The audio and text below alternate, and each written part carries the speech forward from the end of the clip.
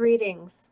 As your delegates to the 16th CLC CVX World Assembly, held from July 30th to August 8th, 2013 in Beirut, Lebanon, we are excited to share with you through this PowerPoint the fruits of this extraordinary gathering and what it holds for our local CLC communities across Canada. But first, let us take a step back. Why do we gather as a world community every 5 years at a World Assembly? What purpose does it serve? And how are the World Assembly and our wider world CLC CVX community relevant to me and my local community? Our World Assembly is part of a long and rich history which God has bequeathed to us. Every 5 years, CLC members from all over the world gather to pray, reflect, and discern God's desire for the CLC world community.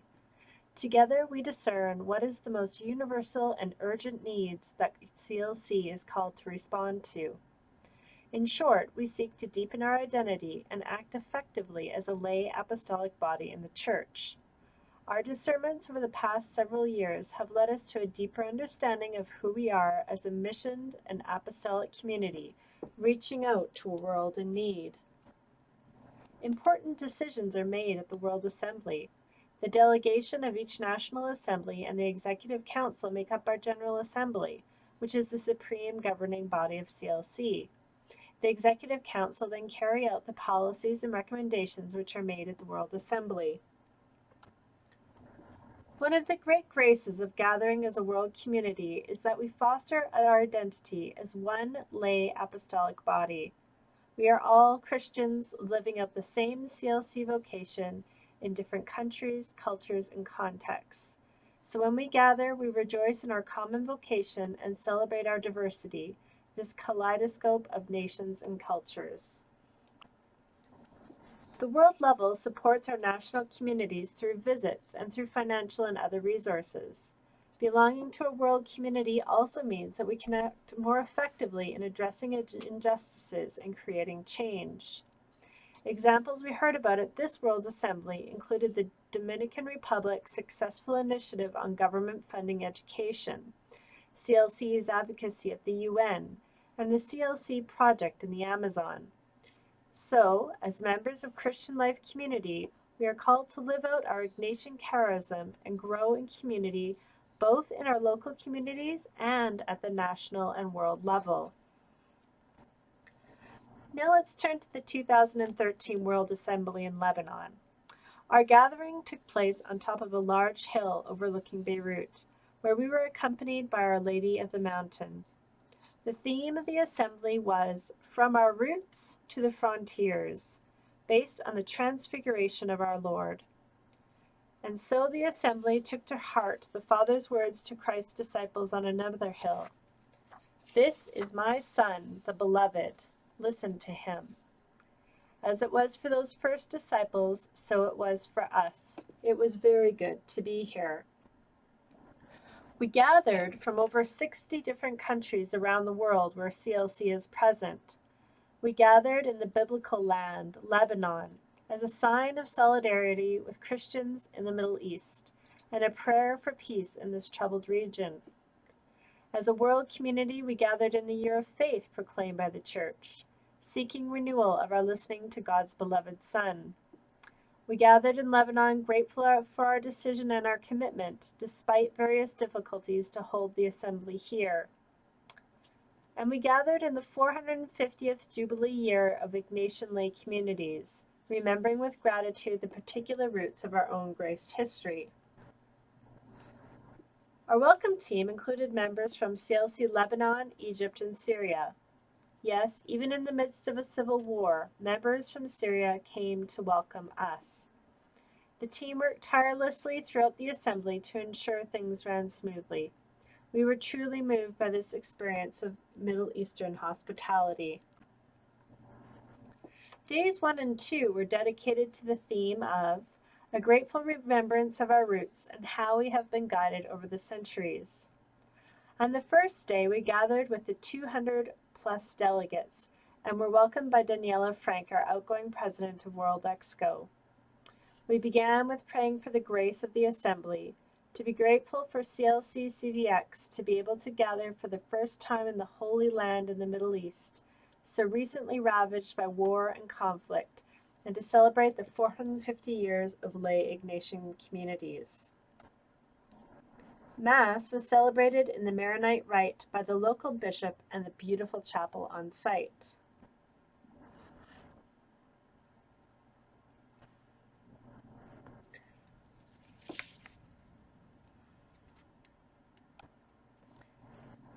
Afterwards, in the General Assembly room, each country presented a symbol significant to their nation's spiritual movement since Fatima 2008. This was very moving and informative to learn about our brothers and sisters. Here are some brothers and sisters, nos frères and sœurs, from CVX French Canada.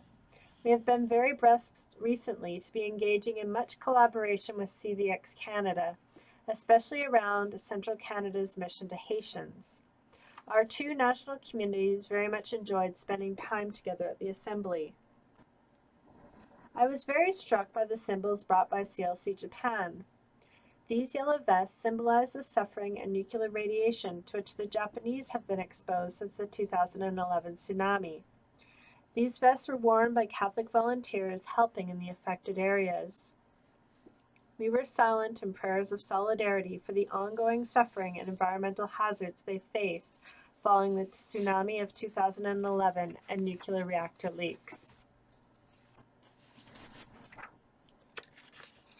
CLC English Canada delegation presented a vivid vinyl painting of a kaleidoscope with the words, "Joining Jesus in the great enterprise from sea to sea." We highlighted a number of areas of CLC English Canada's activity: the discerned regional apostolic common mission for Haitians, our formation offered through manuals 1, 2, and 3, regional growth of spiritual directors both within CLC and through Ignatian communities, and a refreshed website and e-newsletter as a way of enhancing our communication. Our very own Elaine Nightingale was the process guide or listener for the Assembly. Elaine's job was to keep the Assembly on track.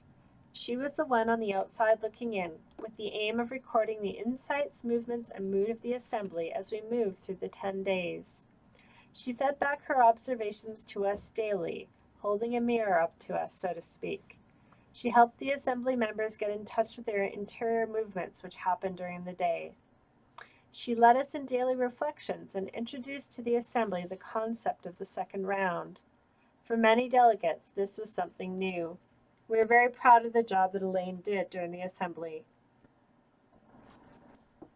Phase 1 of the Assembly was to gratefully remember our roots and how we've been guided over the centuries.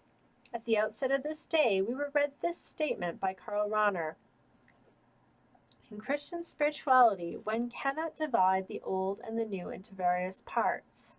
The reason is that what is new is authentic only if it preserves what is old, and what is old retains its vitality only if it is lived in a new way.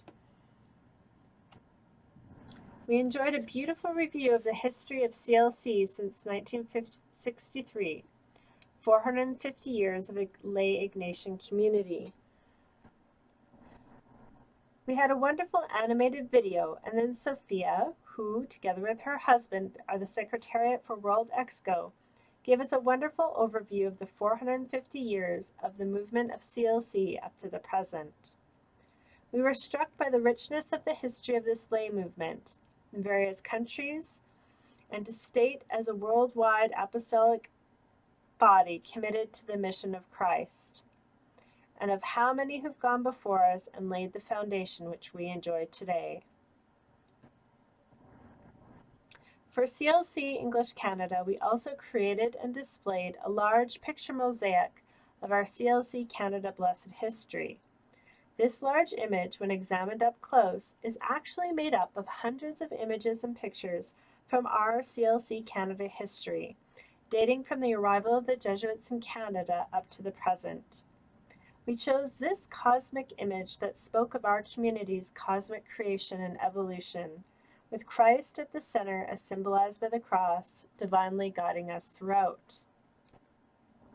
Father Adolfo Nicholas is the head of the World Jesuit Community and also the World Ecclesial Assistant for Christian Life Community. He attended and addressed the assembly on day 6. Father Nicholas shared that he had asked Pope Francis how Jesuits might best serve the Church. The intellectual apostolate ranks along with going to the periphery, that is, into the streets, but not without first interior reflection. Father Nicholas also stressed how increasingly important it is to simplify language, like Pope Francis, to make Ignatian spirituality more accessible to all.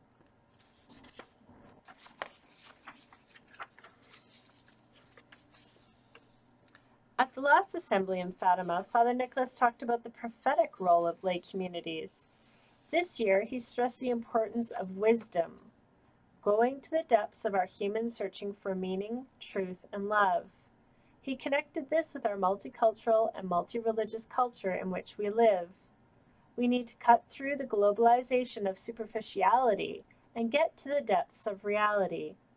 He said that the Ignatian spirituality is a search for the depth of both knowledge and spirituality, not just with the head, but with the heart. How do we go deeper? Father Nicholas noted that a few CLCers will be involved in intellectual study. Many CLCers are counted on to be reliable examples in their professions, and all of us must fill the world with wisdom, to reflect, discern, meditate, and sort out the superficial and find what is real. It was an inspiring talk from an inspiring man. And here is a poster of Father Nicholas and somebody else you may know. We then delved into the first of 3 priority areas identified by the World CLC community, which was globalization and poverty. We had a clear and challenging presentation on globalization, poverty, and inequality by Lebanese professor Lionel Mattal. He outlined how globalization has had both good effects for developing and undeveloping countries as well as negative ones, in particular widening the gap of rich and the poor.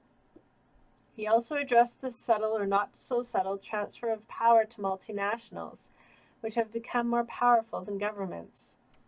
And while outlining the effects of unethical types of multinational business, he also pointed to signs of hope from pressure groups and new responses to the all-for-profit at the expense of human rights ethos. Multinationals provide access to many goods and technologies, but he said they need moral values that place the common good of human beings in its proper place, even when we are doing business. It was a thoughtful expose on this large topic and on how we can respond to it creatively and positively in building a more just and loving world. We had a time for quiet reflection, and then we met in language groups to share what struck us and how CLC members could cooperate in the positive forces at work in the world. As CLCers, I invite you to reflect on how we might forge links with those in our CLC family who are witnessing and experiencing the profound effects of poverty and inequality, especially in Africa, Asia, and Latin America, to be a support for them, as well as to address our own fundamental education and lifestyle changes which are required in the West. On day 3 of the assembly, we began stage 2, to deepen our self-understanding as a lay apostolic body today. Elaine, our process guide, reviewed the spiritual movements of the last 2 days among us. Much communal consolation in the welcoming of each other, the gratitude for our graced history as CLC CVX. Now we are transitioning to stage 2. Who are we now? What are the graces and the challenges? We considered together how CLC as a lay apostolic body and the Society of Jesus as a body work together to help each other in the mission of the Church. Mauricio Lopez, our new CVX president, remarked that the 4% campaign for GDP funding for education in the Dominican Republic drew world CVX CLC presence and support in delivered letters to embassies across the world. Father J.P. Horrigan, EA for Central Region, along with elders John and Colleen Sumara, delivered letters to the Ottawa Embassy sent from across CLC Canada. This World Solidarity approach worked, along with numerous projects that were planned strategically a couple of years previous and ongoing. The DR government has adopted the 4% for education as government policy.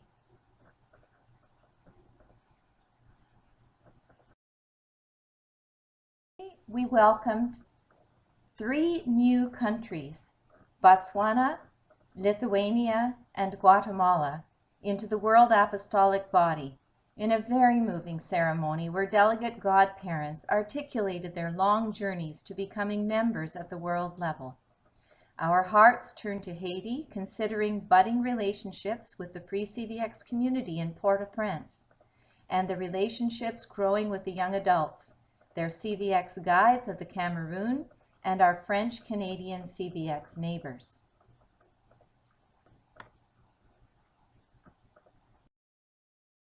Apostolic funds are being shared. In Chile, a fishing village was affected by the earthquake. In Ecuador, thousands of volunteers came together over numerous projects in the last 10 years. Rwanda, creating a center for counseling and training and education for children. In South Sudan, following the civil war, basic food for children and the building of solidarity networks to that end.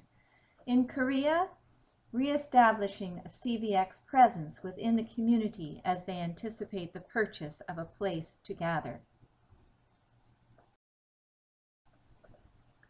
Syria, too, in the midst of war, received CVX apostolic funding, which took on the project of minting a commemorative medal in Syria for the 450th anniversary. Antoine, CVX president, at the time of the assembly, had been registered with refugee status in Lebanon and had no news of his company for 9 months.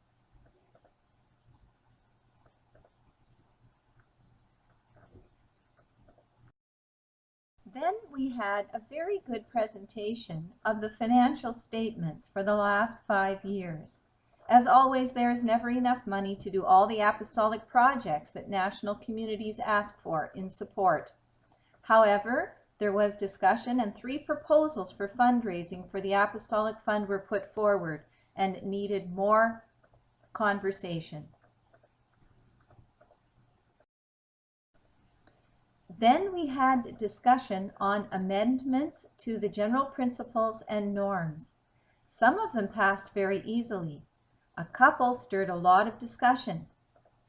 In this event, we needed more time for discernment. We had to come back to this. The last part of the afternoon was very clear presentation on the growth of CLC's identity as a lay apostolic body, its roots in baptism, in Ignatian spirituality within the church, as prophetic witness, the call to simple lifestyle, and the importance of commitment and membership, along with financial co-responsibility and the apostolic call and its deepening. The North American region, French Canada, English Canada, and USA, hosted the Eucharist on this day. It was a shared collaborative effort of all these nationals and the EAs, Father Charlie of Canada, Father Jim Borbley of USA, and Father Marc Rousseau of French Canada. Loon's song and sounds of water greeted our assembly, opening with the native smudge ceremony. Small handmade prayer cards by native elder Donna Bruder were handed out during the concluding song. After dinner, we had regional meetings. The North American group met for the first time. It was good to chat about concerns, and if it is time to share some common resources and projects. We were so tired, we've decided to sleep on our conversation.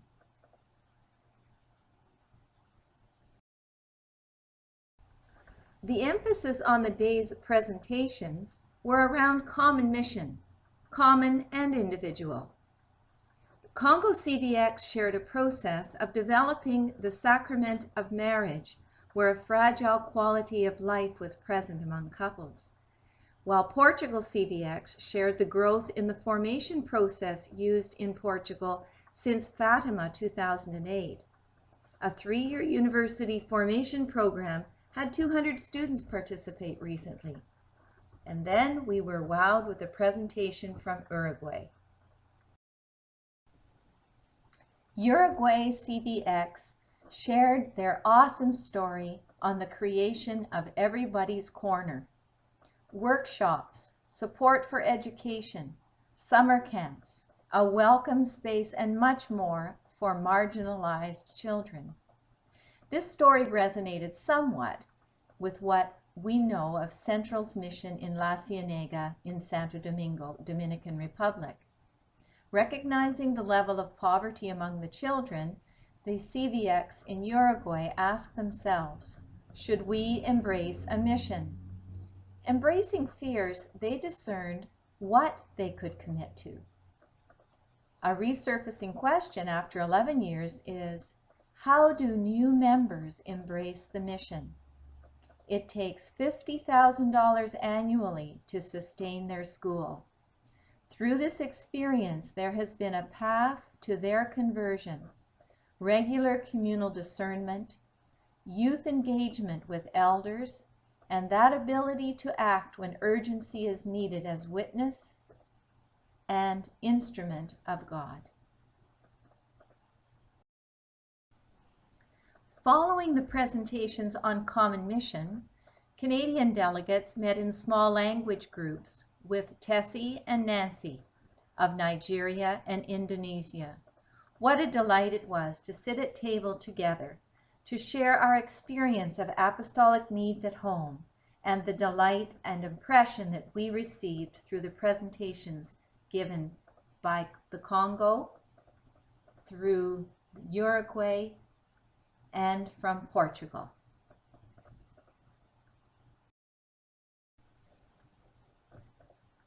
Join me as we look at one of the best presentations of the week, Challenges for the CLC Mission. This was addressed by Franklin Ibanez, the World Executive Secretary. Looking at this pyramid, what Franklin was teaching this particular day is that the base of the pyramid is 100% of CLC contribution in day-to-day life and activity. It follows through the volunteering efforts beyond our home life in apostolates. Further to that is institutional presence, where people work and are paid for their work through teaching and perhaps being directors of Jesuit works. And finally, a very small percentage in international action. All of these have Jesuit and CLC collaboration. However, where is the visibility? If we look on the right hand side, we see that the visibility is less toward the bottom, in fact negligible, where this is the place where 100% of our contribution is given, and where we need to give strength to our family life, our everyday life, in order to strengthen everything else. Yes, the biggest part of our mission is invisible and supports the whole body. This was a pivotal presentation to claim what members are being called to today, to live out their commitment in CLC and to strengthen every other part of our work.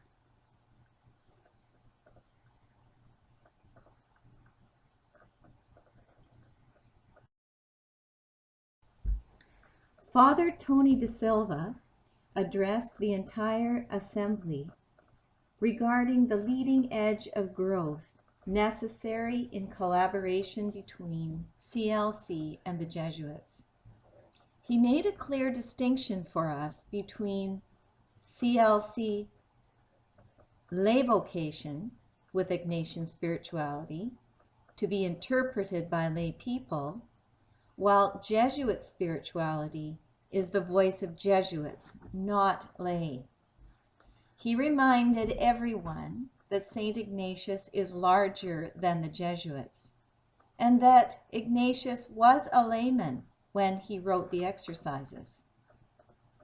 The leading edge as an apostolic body, as apostolic leaders, is to be relating to other Ignatian organizations.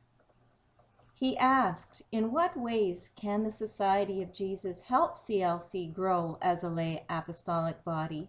What can Jesuits contribute? He spoke of witness being more important than visibility. He spoke of inviting lay people into Jesuit training, and that the Society ought to send more Jesuits to CLC as their sole work. An obstacle he pointed out was that together we are encouraged to be aware of the intimacy of spiritual life being the fire that encourages vocation, not threatens it in a small community, and to pray for vocations.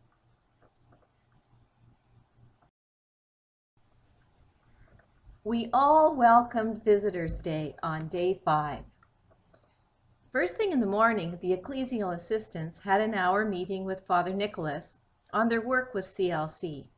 He was very encouraging, as always, to change attitudes. He reaffirmed the presentation of last night. There is no other way than collaboration with each other. We are fortunate in Canada that our provincial and Jesuits are supportive of CLC and its partnership with the Society. Recently, some CLC national executive members were invited by Father Peter Bisson to join an extensive discerning process among Ignatian apostolates across Canada. This discernment is edging toward impact for 20 to 50 years from now.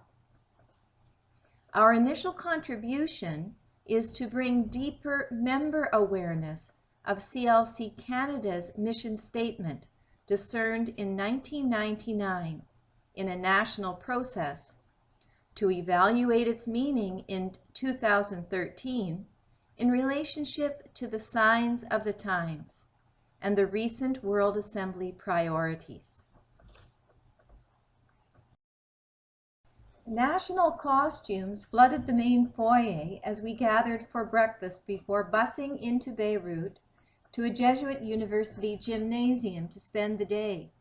We were greeted warmly by our 3 Middle Eastern communities, Syria, Lebanon, and Egypt, with dance and drums and singing in their native costume as we came down the stairs to the university. Each of these 3 nationals presented their national dances, and we were invited to join in.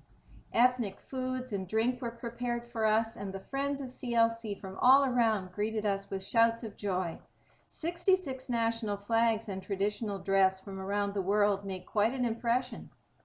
After working so steadily in assembly business, this reception was a welcome, calming delight. We were greeted with a glass of local red or rosé from what was once a Jesuit vineyard.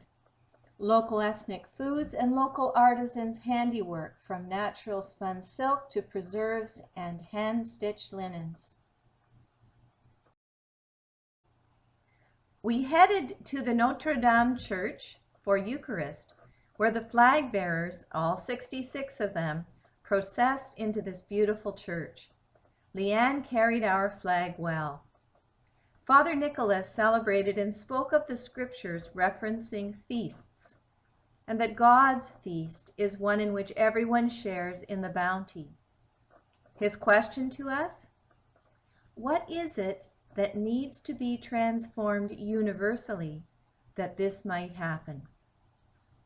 The experience of the day was one of a world family being knit together with great hope, causing celebration in the midst of strife, humbly offering worship and Eucharist for the sake of the gospel.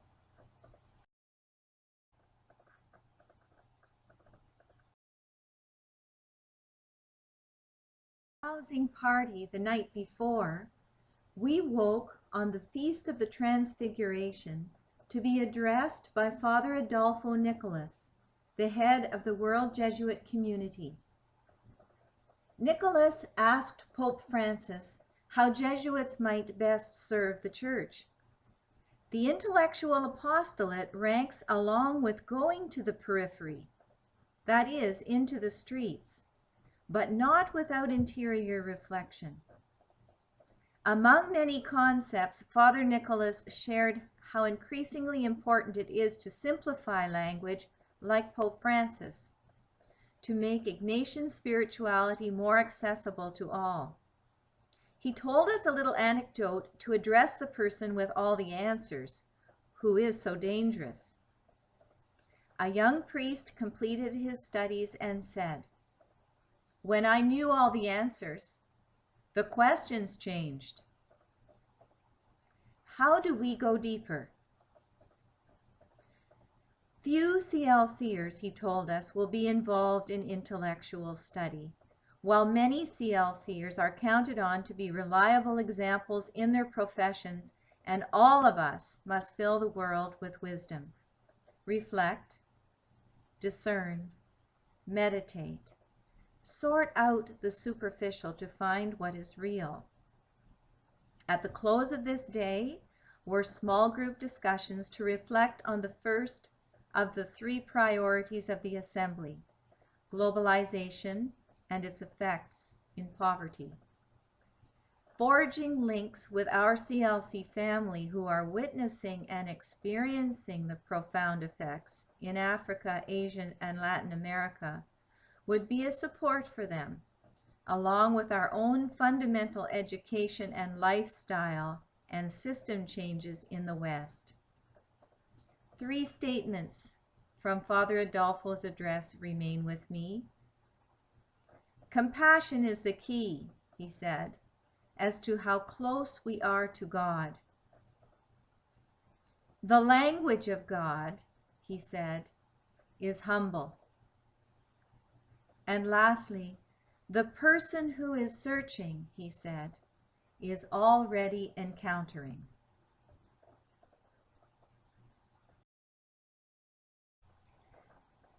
On this day, we began in the plenary room with a reflection given to us by our process guide, Elaine Nightingale. She likened our journey thus far to climbing, to cycling up a mountain, and encouraging us that we are now close to the top. Leanne was feeling like she did the first time she ran a marathon, at around kilometer 30 to 42, and just focusing on getting to that next water station. There has been much to absorb and process, and many late nights with after-hour socials, meetings, and sending reflections back home. That said, there has been so much richness in the process. Pedro Walpole of Southeast Asia addressed the Assembly on the 3rd Assembly priority, ecology. His work has recently been in land management around issues of landslides. The central theme shared today was of reconciliation with creation, neighbor, and God. Father Pedro spoke of starting with a deep sense of gratitude for the gift of life. He said sustainability is an exercise of the heart, going deeper than the facts, and calling forth a genuine change in attitude, redirecting the carbon and poverty footprints of our generation. It is time for us to reconcile with creation, to embrace poverty and beauty together through families where we speak what it is to be alive. The converted heart, he says, will speak expression through our institution and lifestyles, formation of young people and pastoral programs, and governance of natural and mineral resources.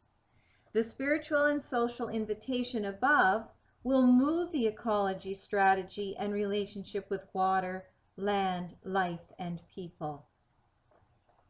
We are encouraged to clean up our act first, That is, to change within, continue to learn, and be prepared to advocate. To quote Father Pedro, "You can only see into the future with faith, hearts of hope, and hands of commitment." Father Pedro invited us to commit with the hearts and energy of a 25-year-old. We want to be there with you, leading us. Thank you, Father Pedro.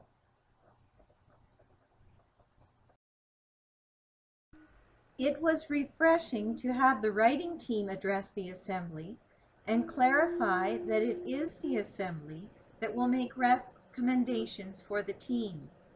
To this point, the team has not been writing yet. Rather, they have been attentive to the movements of frustration, passion, and resistance within the apostolic body. We responded to two questions. What tone, tempo, or flavor do we want expressed in the text? And what must be in the text? On this first point, some responses included gratitude, the color of hope, at the heart, witness, horizon of prophecy, accessible, freshness. For an important text in the final document, compassion with Christ, simple way of living, sanctification of everyday life. We have to love what we do. Wisdom, reconciliation with creation, love and openness, awareness, united in diversity, universal, the Ignatian tools, global superficiality. It was a wonderful experience to be part of the process. Daniela and Chris of EXCO unfolded with us an initial framework to express our apostolic body, who we are and what we do as an apostolic body. We determined together several additions and broke into groups for additional sharing. From these thoughtful conversations among diverse members, there will be eventual identification of priorities.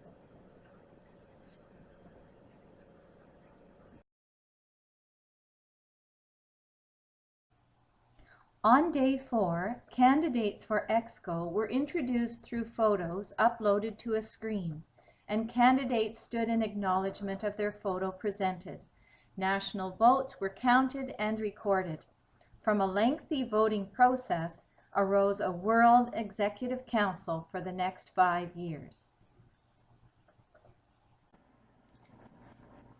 The third pillar identified for action by the World CLC community is in the area of the family.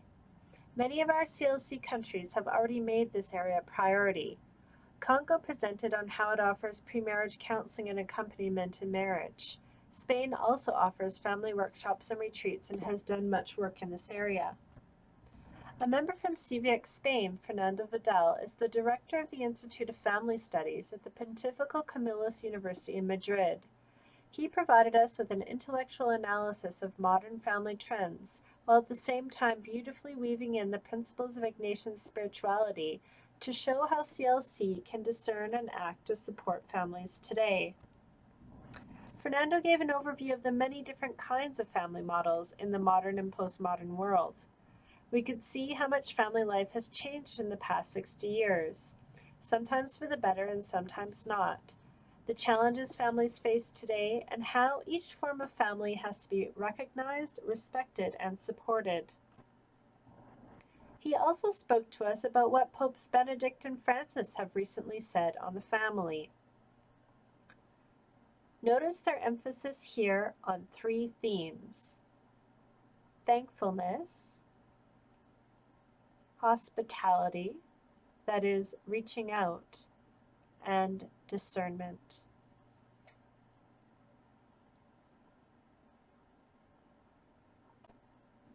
He concluded this list of family models with the hopeful kind of family that has foundations, yet is open to change and adaptation. and he also proposed an ambitious set of recommendations for action by our local communities and the World Exco. I highly recommend his paper to anyone who is interested in exploring this topic more deeply.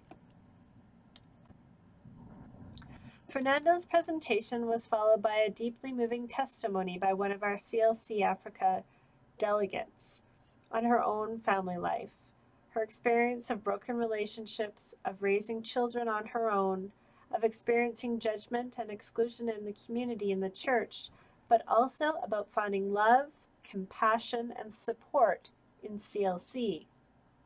She put a human face on the kinds of things that many of us experience in our own families and in those families around us. I was moved by her courage to share with us. Her sharing brought home the need for CLC to extend love and compassion and support to people in all kinds of family situations. The final document made 2 recommendations under family. The first is to show openness, compassion, respect, and sensitivity to people who belong to diverse family realities. And second, to create formation processes for couples and families in collaboration with others. Through the urgings of the Holy Spirit during the Assembly was moved to identify a 4th priority area for action, that of youth and young adults. First, as you can see, we were blessed at the Assembly with many young adult delegates, a sign of vitality and joy. I felt urged during the Assembly to pull many of these YAs together one evening and share and talk together. We shared about where our communities were at, our joys and our challenges, how we each engage young people, and what it is young people are seeking. It was truly wonderful. The orientations for action on youth in the final document include 1. Meaningfully engaging youth in the community, and 2nd, to develop a sensitivity in our apostolic work with youth. How do you feel called, individually or as a local, regional, or national community, to reach out to youth and young adults? The final document also calls upon EXCO to set up a commission on youth. I think that this is a recognition of the need to engage in extensive reflection on youth and young adults, what Ignatian spirituality holds for them, how to reach out and engage youth, and their giftedness to our communities and to the world. A few words about the writing team in the final document. A small writing team was selected for our World Assembly. They were to observe and summarize the movements of the Spirit through the 10 days of the Assembly and capture these and recommendations into a 2-page document. I was truly amazed at their work. They went into overdrive during days 9 and 10. We were asked to articulate what we thought were the main themes and movements that had been throughout the Assembly. We were also asked what kind of tone, imagery, and language we wanted in the document. They presented us with 2 drafts and took in the feedback of an assembly of 200 people. If you read the final document, it is a beautiful, moving, colorful document which captures everything that was lived on that mountain in Lebanon, and which I believe will guide and inspire our communities throughout the next 5 years. During the elections on day 10, Father Charlie, Mary, and I strongly felt the presence of the Holy Spirit, both with our CLC Canada delegation and as a World Assembly, as we voted on the various candidates for the World Exco on the last day. It was a privilege and an honor to be part of this process. It was amazing to me that the entire Assembly, although it was never formally articulated, clearly desired that we have representation on EXCO from each of the regions of the world in which there are CLC communities, and that seamlessly came to pass. I was particularly struck by the elections for president. The 2 candidates from Mauricio Lopez from Mexico and Rita El Rami from Lebanon. As the vote was being conducted, the 2 of them sat together, holding hands, trusting in the Spirit and the Assembly. Here, a deeply moved Mauricio is being embraced upon his election by our outgoing president. We were all struck by Mauricio's deep love for CLC, his joy, and his youthfulness. Yet he also brings much experience, having served on World Exco, as well as a passion for social justice. There was a real sense of joy and excitement amongst the assembly. And this is your new World Exco. I truly felt that each of the candidates had allowed their names to be put forward and were truly at peace with whatever was the will of the Holy Spirit. There was a generosity of spirit, a willingness to serve if called, and a trust amongst them. How transformative it would be if our own municipal, provincial, and federal elections could be conducted this way. And here we are, pictured with our new president, Mauricio Lopez.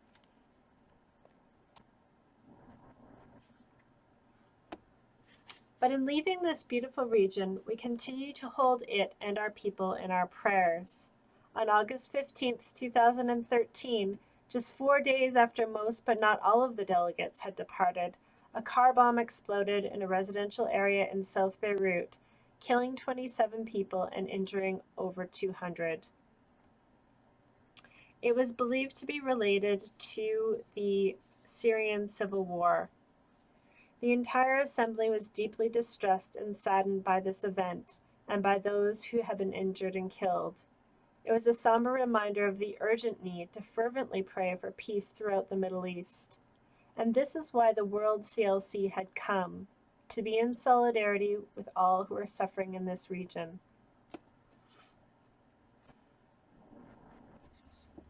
It was a challenging time for each of our 3 Middle Eastern countries. At the time of the assembly, Syria remained locked and continues to be locked in a devastating civil war since 2011. Over 120,000 people have lost their lives in that war. Many of the neighboring countries have been affected, including Lebanon. 1.4 million Syrian refugees have fled to Lebanon, overwhelming this small country of only 4.4 million people. Our CLC Syria members have been profoundly affected. Many have lost their homes and their businesses and are refugees in Lebanon. And yet, many CLC Syria members came to the World Assembly to welcome us. Imagine that. Also during the World Assembly, protests and civil unrest were underway in Egypt, and our Egyptian CLCers were able to share with us what was happening in their country. Many Egyptian CLCers also came to welcome us. Truly wonderful. Our Lady of Lebanon, protect the beloved peoples of these sacred lands and join us in praying for peace. In closing, we invite you to quietly reflect on the 2 following questions.